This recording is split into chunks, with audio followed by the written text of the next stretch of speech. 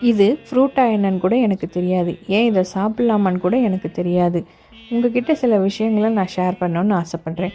First time நான் Europe வந்தப்போ, அதாவது போர்ச்சுகலில் இருக்கும்போது நிறைய பழச்செடிகளை பார்த்துருக்கேன். Green apple, red apple, plums, cherries, orange, லெமன்னு சொல்லிட்டு நிறைய செடி மரம் எல்லாமே ரோட் சைடு இருக்கும்.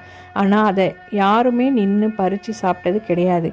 ஏன் இதை யாரும் பிக்க மாட்டுறாங்க, ஏன் இதை இப்படியே காய்ச்சி காய்ச்சி கீழே தொங்குது அப்படின்னு விசாரிக்கும்போது தான் சொன்னாங்க, இது பறவைகளும் மற்ற உயிரினங்களும் சாப்பிட்றதுக்காக கவர்மெண்ட்டே வைக்கிறது. அதை மெயின்டைன் பண்ணுறது கூட கவர்மெண்ட் தானா. வாரத்துக்கு ஒருக்கா தண்ணி ஊற்றுவாங்க, க்ளீன் பண்ணுவாங்க, எல்லாத்தையுமே நல்லபடியாக பார்த்துக்குவாங்க.